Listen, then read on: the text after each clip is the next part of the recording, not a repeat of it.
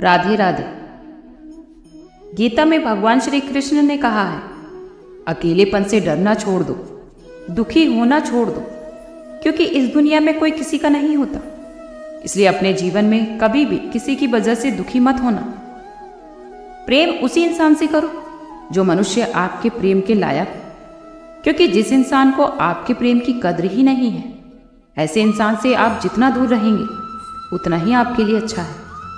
भगवत गीता में बताया गया है कि जो इंसान दूसरों को दुख देता है, दूसरों के साथ छल करता है, तो उस इंसान का अंत बहुत बुरा होता है। दुर्योधन ने पांडवों को जीवन भर दुख दिया, उनके साथ छल किया, हर पल उनको धोखा ही दिया, कभी वो ईमानदारी के साथ चल ही नहीं पाया, और उसका ऐसा परिणाम हुआ कि दुर्योधन की खुद की मृत्यु भी छल से ही हुई थी। इसलिए श्री कृष्ण कहते हैं कि अगर कोई इंसान खुद को बहुत ज़्यादा चालाक समझता है कि दूसरों को दुख देकर, तकलीफ देकर या दूसरों को बेवकूफ़ बना दिया, तो याद रखना एक दिन उसके जीवन में भी वही आएगा जो उसने दूसरों के साथ किया है, क्योंकि जो जैसा कर्म करता है उसको वैसा ही फल भोगना पड़ता है। गीता में श्री कृष्ण कहते हैं कि मनुष्य का क्रोध ही मनुष्य का सर्वनाश है। क्रोध मनुष्य को सर्वनाश की राह पर ले जाता है। क्रोधी इंसान का कोई मित्र नहीं होता, क्योंकि हर इंसान एक क्रोधी इंसान से दूर ही भागता है। धीरे धीरे उसके सारे रिश्ते समाप्त होने लगते हैं और कोई भी उसके साथ रहना नहीं चाहता। भगवान श्री कृष्ण गीता में उपदेश देते हैं कि आप चाहे अंदर से कितने भी अच्छे क्यों ना हो और कितने भी सही क्यों ना हो, लेकिन अगर आप बुरे लोगों की संगति में रहोगे तो आपका भी वही हाल होने वाला है जो बुरे लोगों का होता है। आपको पता ही होगा कि भीष्म पितामह एक ब्रह्मचारी थे, धर्मात्मा थे, लेकिन भीष्म पितामह अधर्म के पक्ष में खड़े हो गए थे, तो अंत में उनका भी वही हाल हुआ जो एक अधर्मी मनुष्य का होता है। उनको मृत्यु के समय पर दुखों का सामना करना पड़ा, भयानक पीड़ा का सामना करना पड़ा। इसलिए कभी भी गलत लोगों की संगति में नहीं रहना चाहिए। मनुष्य को हमेशा अपने मन को शांत रखना चाहिए, क्योंकि जिस इंसान का मन अशांत होता है तो उसे अपने जीवन में दुख के सिवा कभी कुछ नहीं मिलता, क्योंकि अशांत मन मनुष्य के अंदर दुखों को ही जन्म देता है, और शांत मन, शांत दिमाग परम आनंद की तरफ ले जाता है। गीता में तो ये भी कहते हैं कि मूर्ख और दुष्ट इंसान को कभी भी ज्ञान नहीं देना चाहिए, क्योंकि उन्हें ज्ञान देने से उनके अहंकार को चोट लगती है और वो लोग अपने मन में आपके प्रति वैर का भाव लेकर बैठ जाते और समय आने पर आपसे बदला लेते। सुबह उठने पर आपके मन का जो पहला विचार है तो वो वही विचार होता है जो रात में सोने से पहले आपके मन में था।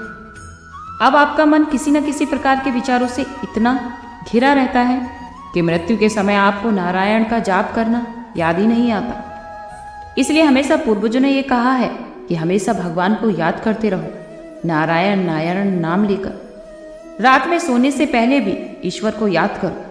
आप कोई भी कार्य अगर कर रहे हैं तो ईश्वर को याद कर कर ही करें, और हमेशा ईश्वर को धन्यवाद करते रहें। आपको प्राप्त हुए भोजन के लिए, कपड़ों के लिए, या आपको जीवन में जो भी कुछ प्राप्त हुआ है उसके लिए। प्राचीन लोग बहुत ज्ञानी हुआ करते थे और उन्होंने इसे एक प्रथा बना दिया। इसीलिए जब कोई नई दुकान खोलता है या फिर नया कोई कार्य करता है तो उनको जो पहला कार्य करना चाहिए ईश्वर का नाम स्मरण करना। और हम सब ये आज भी करते हैं। हर व्यक्ति प्रार्थना करता है, चाहे फिर वो बच्चे हों, बूढ़े हों, पर वो भय के कारण ऐसा करते हैं। मैं तो आपसे यही कहूँगी कि आप ईश्वर को भय के कारण नहीं बल्कि प्रेम और भाव से स्मरण करें, एक गहरे आभार के भाव से उनको याद करें, क्योंकि जब आप प्रेम और भाव के साथ ईश्वर से प्रार्थना करते हैं तो आपका मन खुद ब खुद खिल जाता है। एक समय की बात है, एक गुरु और एक शिष्य साथ में कहीं जा रहे थे। चलते चलते वो दोनों एक खेत के पास पहुंचे। जब उन्हें बहुत तेज प्यास लगने लगी तो उन्हें खेतों के बीच में टूटा फूटा सा घर दिखाई दिया। अब गुरु और शिष्य दोनों लोग उस घर के पास पहुंच जाते हैं और घर के दरवाजे को खटखटाते हैं। थोड़ी देर में अंदर से कोई दरवाज़ा खोलता है और अंदर से एक व्यक्ति आता है, जिसके साथ में उसकी पत्नी और उसके 3 बच्चे भी आते हैं, जो बहुत ही फटे पुराने कपड़ों में होते हैं और गरीब हालात उनके होते हैं। तब उन्हें देखकर गुरुजी उन्हें विनम्र आवाज से कहते हैं, क्या पानी मिलेगा? कि बहुत जोर की प्यास लगी है। उसके बाद वो व्यक्ति अंदर से पानी लेकर आता है, जिसे गुरुजी पी लेते हैं। फिर अचानक गुरुजी उस व्यक्ति से कहने लगते हैं कि आपका खेत तो बहुत बड़ा है, परंतु क्या इसमें कोई फसल नहीं है? तो आप लोगों का गुजारा कैसे चलता है? गुरुजी की ये बातें सुनकर वो व्यक्ति कहता है, गुरुजी, हमारे पास एक भैंस है जो काफ़ी दूध देती है। वही दूध बेचकर कुछ पैसे मिल जाते हैं, जिससे हमारा गुजारा होता है। इसी तरह बातों ही बातों में शाम हो जाती है। तब गुरुजी ने सोचा कि आज की रात्रि है, आज हम यहीं रुक जाते हैं। उसके बाद गुरुजी ने उस व्यक्ति से रुकने की अनुमति मांगी और उस व्यक्ति ने अनुमति दे दी वहाँ रुकने के लिए। उसके बाद गुरुजी वहीं रुक जाते हैं। गुरुजी अचानक नींद से उठ जाते हैं और अपने शिष्य के कान में जाकर एकदम धीरे से आवाज़ देते हैं कि इधर से चलो, अब यहाँ से हमें चलना चाहिए और इस भैंस को भी ले जाकर जंगल में छोड़ देना है। गुरुजी की ये बातें सुनकर शिष्य को विश्वास नहीं हुआ, क्योंकि ये तो वही गुरु हैं जो इतना ज्ञान दिया करते थे कि चोरी करना सबसे बुरा पाप है। लेकिन आज पहली बार गुरुजी किसी के साथ गलत करने के लिए बोल रहे थे। लेकिन शिष्य गुरु की बात को टाल भी तो नहीं सकता था। उसके बाद वो गुरु और शिष्य भैंस को लेकर जंगल की तरफ निकल गए और उस भैंस को जंगल ले जाकर ऐसी जगह पर छोड़ देते हैं जहाँ से उसका वापस आना बहुत मुश्किल था। उसके बाद वो गुरु और शिष्य वहाँ से चले जाते हैं। लेकिन शिष्य के मन में वो बात हमेशा खटकती रहती थी कि आखिर गुरुजी ने ऐसा क्यों किया। लगभग 10 साल गुजरने के बाद वही शिष्य एक बड़ा गुरु बनता है। तब उसके मन में विचार आता है कि क्यों ना हमें उस व्यक्ति से मिलना चाहिए जिसकी भैंस हमने जंगल में छोड़ दी थी। उसकी कुछ आर्थिक मदद ही कर देंगे ताकि उसकी आगे की जिंदगी खुशहाल हो सके। इसी विचार को लेकर वो निकल गया और कुछ देर बाद वो उस व्यक्ति के पास पहुंच गया। लेकिन वहां का दृश्य देखकर वो तो चकित हो जाते हैं, क्योंकि अब उस खेत में बहुत से वृक्ष थे जिसमें बहुत सारे फल भी लगे हुए थे और झोपड़ी की जगह एक बड़ा घर था। ये सब देखकर वो शिष्य मन में विचार करने लगा कि शायद भैंस के चले जाने के बाद वो व्यक्ति कुछ बेचकर यहाँ से चला गया होगा। और यही सोचते हुए वो वहाँ से वापस लौटने लगते हैं। तभी उसकी नज़र उस व्यक्ति पर पड़ती है, तो वो उस व्यक्ति के पास जाकर कहते हैं कि शायद आप हमें ना पहचानते हो, लेकिन कई वर्षों पहले मैं आपसे मिला था। तब वो व्यक्ति उनको देखकर कहता है कि मैं आपको कैसे भूल सकता हूँ। आप तो उस दिन बिना बताए यहाँ से चले गए और उस दिन न जाने हमारी भैंस भी कहाँ चली गई, जो आज तक नहीं लौटी। कुछ दिन तक तो मैं बहुत परेशान रहा, कुछ समझ नहीं आ रहा था कि मैं क्या करूं। लेकिन जीने के लिए कुछ ना कुछ तो करना ज़रूरी था, इसीलिए मैंने लकड़ियों को काटकर बेचने का काम शुरू कर दिया। जो भी मुझे पैसे मिले उन पैसों को मैंने खेतों में खर्च करके फसल उगा ली। फसल भी बहुत अच्छी हुई, जिससे मैंने फलों का एक बगीचा लगवा दिया।